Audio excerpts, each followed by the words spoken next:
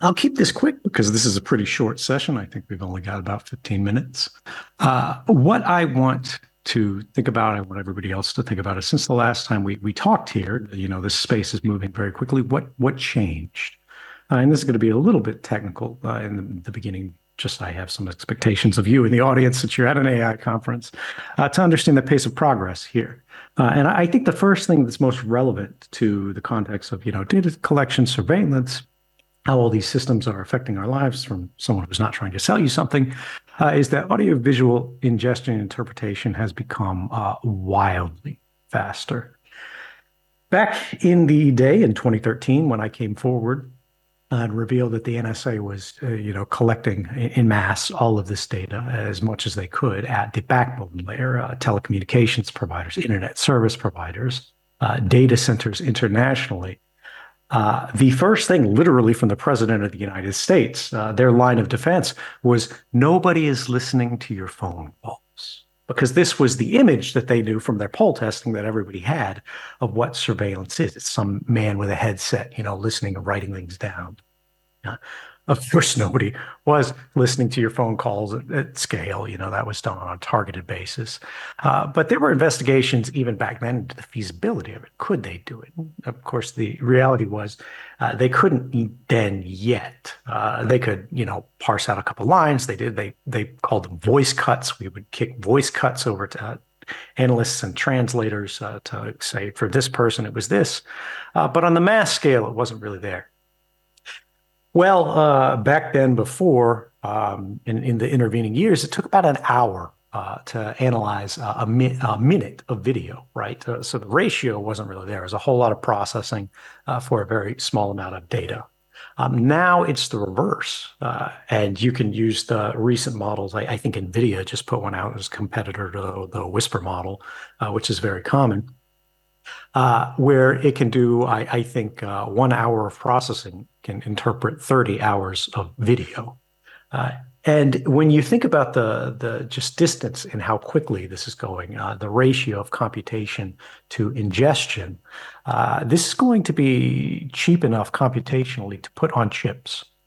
And so what happens when this is done on chip? You have a system on chip like a sock in your phone that handles video and whatnot. They already have these like AI cores that they're starting to put in things. When it's in every convenience store camera, right? When it is in every waiting room at the hospital, when it's at the entryway to the shopping mall, when it's above the checkout line, when you're buying a ticket at the movie theater, everything like this. And then all of these things can just every conversation that is happening around them, and they can do different voice identity. Like it won't know who you are initially, right? It just sees the voices. But then these things can begin to integrate. All right, we have speaker location. We have this many faces in the scene. We have this many voices in the scene. We can begin doing, this is the speaker, is this face. Can we associate this face with this camera feed with over here? It's the guy in the red shirt. You already buy cameras off the shelf from like Hikvision and Dahua. They're the Chinese surveillance leaders that can do this attribute detection where they go, these are the different outfits that people are wearing in this scene and move them from camera A to a different field of vision, camera B, and try to cross-associate these and create sort of movements to track people across fields. Now, what I'm saying is this is very crude. Right now, you can take the feed of all this surveillance footage and you can shim this in for free, sending your footage folder or your event stream, which just clips out not the whole 24/7 camera feed, but just when they see somebody cross a line, when they see a license plate pop up, when they see a face of interest or whatever, pop that up over to your voice model and go, I want to know everything this person said, even though nobody's there, no one ever listened to the footage, and I want to start flagging on phrases that come out of that, or I just want a report of that. That can be done right now. But once this is commoditized and productized, the definition of public utterance, right, things you have said that are not in a protected space, a private space, begins to expand to include what you whisper to your wife in an elevator when you're alone. There's no other passenger there, but there's that security camera in the ceiling. And a lot of people now don't even think that the cameras have audio on them, but increasingly they do because it's simply so cheap. So that's the audio side of audio ingestion. Video model capability is what I would say is starting to get there. This is for generative imaging primarily, but video data sets that are annotated for actions are beginning to become publicly available. Uh, I saw Google release one of these recently. I think it's called AVA or AVA, where it's like little 5-second clips that say the man is walking, he's giving something to someone else, these people are fighting, whatever. The point of this, it just sounds, not tremendously interesting or useful, but as with audio, this dovetails into the interpretability by machines of footage without what has been in the past sort of that choke point that nobody's listening to your phone calls with headsets there where we're paying a person a salary to do this. Now you've got a machine that can just be spinning 24/7 through this, and that's coming because the interpretability of video, by which I mean our ability to interrogate video is increasing and then beginning to scale. Then the third thing are world models that I've seen. This is the use of generative models to simulate plausible physics interactions. Does a drop of water like go down the wall properly? Will it drip? If you there's sort of causality and basic memory. The idea that if the camera starts you looking in a mirror in the bathroom or whatever, and you spin, the door behind you, will it be the door that was seen in the mirror at the beginning of the scene, or will it be a rainforest? Cinematically beautiful, but somewhat less relevant to personal hygiene in the context. Those things are beginning to improve. Again, these are true now, or baby's first step. But this brings us to the next thing. What is not public, to my knowledge, is what is the state of the art in training models to understand our individual and collective network flows? When we're talking about not audio data, not visual data, not LLM, just raw crunched text data from the Common Crawl or whatever. But the emissions of all of your devices, packetized as they go across the routers of the world, not just your phone, but your laptop, your car, which has a cellular modem in it and creates events as it goes down the roadway, to all of these license plate readers that are everywhere, your refrigerator, your office, your school, your electronic payments, your Amazon history, your air travel, your Gmail box, and so on and so forth, because all of this data has been carefully stockpiled and labeled and organized for decades to AI people who are constantly looking for training data. This stuff is like a big, beautiful turkey that's just sitting there waiting to be put in the oven. And it's all sitting on the shelves in the hands of many, many, many governments. I would say all major governments and many, many, many corporations. Now, we know all of these institutions would be very, very interested in the kind of capabilities that such a model would produce because they can tell us a lot about people that they will never reveal directly in text. They will never reveal in voice. These are things that are not public utterances, but private habits, proclivities, where you go, what you do, the order that you open websites in the morning probably uniquely identifies you relative to even other people of your cohort, even other people living in your building. And they can start to identify you, fingerprint you, targeting. And that's just if you're generous enough to assume they're doing this for advertising purposes, right? Lord only knows how governments will apply these. But my point is that nobody's talking about these capabilities, the capabilities of these models yet. So we don't know if they exist in an operationally useful form. 100% people are doing these in universities, small scale. We don't know how they're doing them at large scale. But that doesn't mean that they don't exist. My bet, and I have a pretty good record here, is that they do. And if they haven't already been baked, right, if I'm wrong here, I think they are certainly in the oven. And so that means we have a matter of time until these things are out and being used. I'll try to go through my conclusion here quickly. But now I want to reflect on modern society and averages and how this relates to AI more broadly. Popularity is really just another way to describe the average of our collective behavior. But progress, the thing that drives us away from the way that things have always been toward the new hot thing, whether we're talking about practically or we're talking about politically, uh, that arises from deviation from the norm, which is to say, it is unpopular, it is abnormal, it is new, novel. Or a more generous way of describing it would be pre-popular.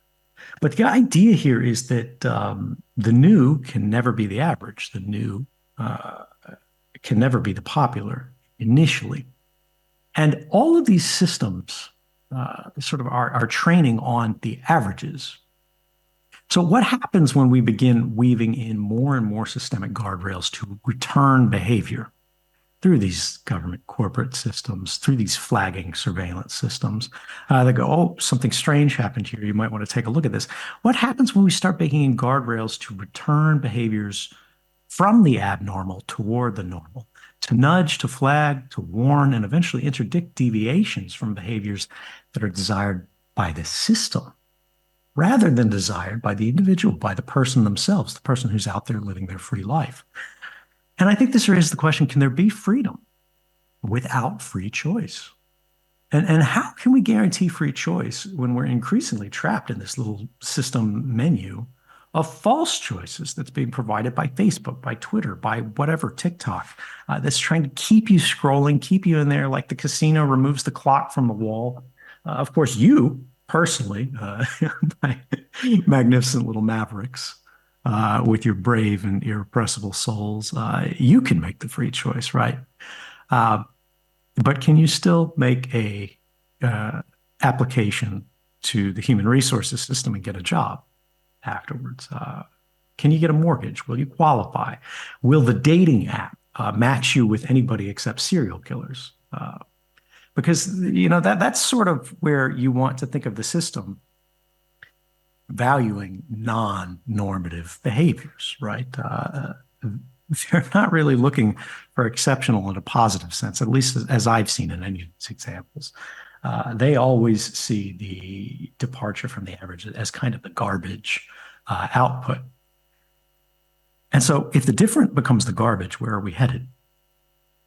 Now, if you believe that you're being unfairly bucketed, evaluated, or ranked, or scored, or otherwise mistreated by these systems, will you be able to challenge that? Because right now, you already can't find a phone number or an email address to contact somebody at Google or Facebook if their idiot systems ruin your life. It's impossible, right? They don't provide that. They don't see themselves as being in the business of customer-facing support, right? You're not their customer anyway from their thing. How's that going to work with, surveillance systems? How's that going to work with the human resources system? How's that going to work with the mortgage loan system? I don't know how any of us are going to be able to argue with a turnstile. How are you going to be able to argue with the parking lot denied access? But I am confident, sadly, that there are going to be some very sad viral videos in the future of people who, in a moment of furious desperation, will be driven to try. These are behaviors that right now we see as psychotic. And if you saw it on the internet, if you saw somebody arguing with the surveillance camera right now, just screaming at it, you'd be like, oh, that person is crazy. And maybe it is crazy. But I worry that that's going to be less crazy because there's no one else to argue with. There's no human behind the machine. The machine doesn't care. You're not going to get the result you're looking for.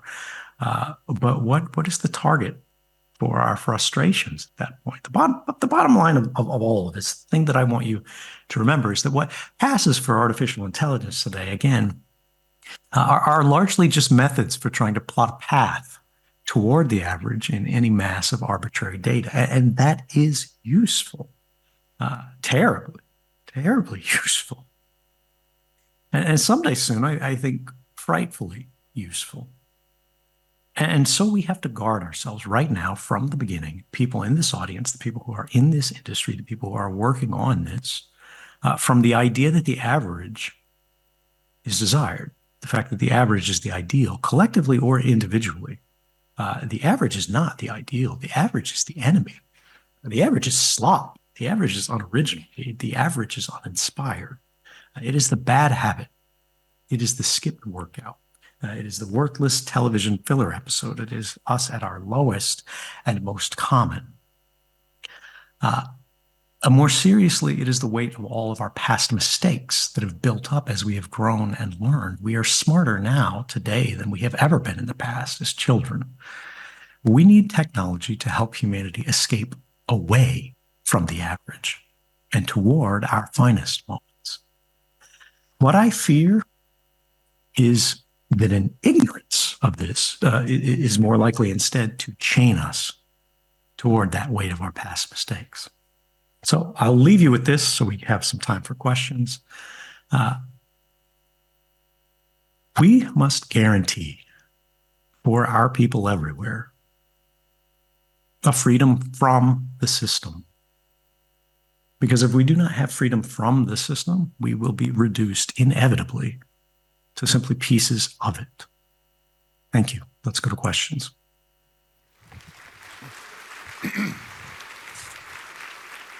All right, thank you very much, Edward. We do have time for one or maybe two questions from the audience. And I know, Edward, thank you for joining us again. I know you were keen to do so. We're looking for a hand up. I've got bright lights in my eyes, so make sure you wave your hand high. I've got a question right over here. Can we get a microphone on the double to this gentleman?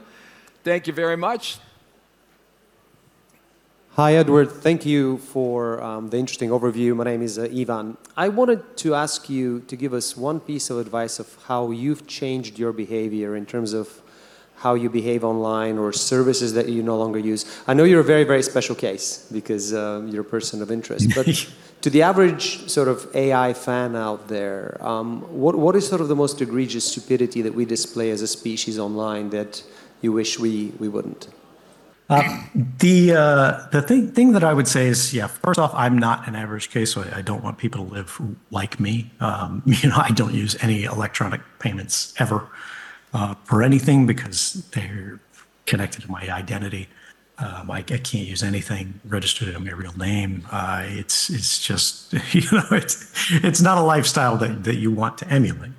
And then, of course, I have to have fully true name connections for events like this. And that it makes it very difficult to do things. But the idea is you can try to create some private space in your life, a private persona, and have a public persona where you don't cross-contaminate. And most people do one thing for everything. You have one email box that's your login for everything. They use that.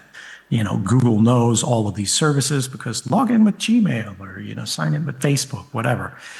And what happens when it stops working, right? What happens when you lose? Facebook blocks you for some idiot reason. PayPal blocks your account, and then you're screwed. You see horror stories happening to everyone, even people who are not sort of low status, have no friends, no access, whatever. But people who are in startups, people who are founders, people who have connections, they get disconnected, they get deplatformed, and they're frankly doomed.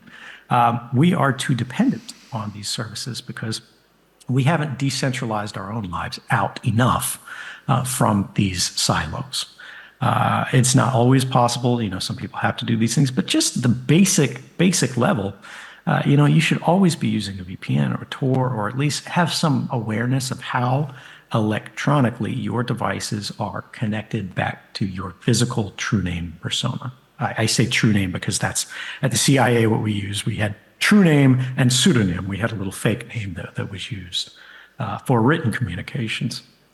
And yeah, the idea is that you have some sort of persona management here. Now, that's not necessary for absolutely everybody. Some people like living their lives like an open book. But for me, it's less about, are you going to be attacked? But how are you going to be interpreted by all of these outside forces, whether it's an advertiser, whether it's a boss, whether it's somebody who hates you and is trying to get you fired from your job? What's your target surface like out there? And are you single-threaded? Are you dependent on a Gmail or a Facebook or an employer or whatever for your name, your brand, your platform, whatever online? Or are you basically kind of bulletproof and you can be blown off of any platform in existence and it's not going to be any more than a speed bump in your life that week? All right. I think we've got time for maybe one more question. I have a hand over here on this side of the audience. If we can get a microphone to this woman. Thank you very much. Yes, please. Hello, Edward. My name is Zoe, and I mean, you're an inspiration. I work with human rights. So how would you say human rights can be expanded with AI? Yeah, I mean, thank you. This is the hardest questions. I don't really want to give policy advice, except in the broadest term here, which is the idea that we need to recognize that there is a necessity of freedom from the system. As I said, as people, complain about negative rights broadly in a lot of contexts, there are ways to recontextualize this so it's not seen as a negative right. It's more of a positive right, which is freedom of choice. Do we have free choices as these systems are increasingly shaping lives, both individually and collectively at scale? We are already being nudged by advertising systems, by every platform, by everything that we see today. Everything from like algorithmic pricing, taxi services, right? Like you're getting an Uber or whatever, and they give preferential pricing to one person, another to another thing. Like these are the thin edge of the wedge. As these things become systemically more common, as they become normalized, as they become the average behavior of business, they will become the average default behavior of government. And as we begin making very serious, impactful decisions about people's lives, their futures, we are determining their destiny based on the output of some random algorithm. We need ways to basically challenge that and exempt ourselves from that and say, no, look, I'd really like a human to evaluate this as opposed to a machine. And we don't have any processes whatsoever for that. And as you've seen from like the Google and Facebookization of the planet, there's really no hunger or no appetite from companies to enable that. Because frankly, they don't want to pay the salary for people to do that. But if they occupy a privileged position on the planet such that they're shaping and ordering human lives, they're determining what you read, they're determining what you see, and therefore they're determining what you think in large ways. And there's going to be new companies, that we don't even know that exist, and it'll be massive, in 10 years.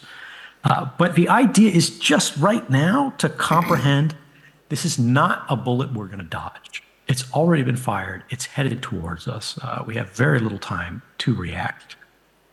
We have to protect ourselves. We have to prepare for the world that is already headed here. And there's going to need to be some kind of, it's not like, ban AI, or there's a limit of this many flops in a data center, or all the idiot stuff that we see in terms of AI regulation right now. It's more broadly, what do people do? What recourse do they have when they have been ruled against by some AI system?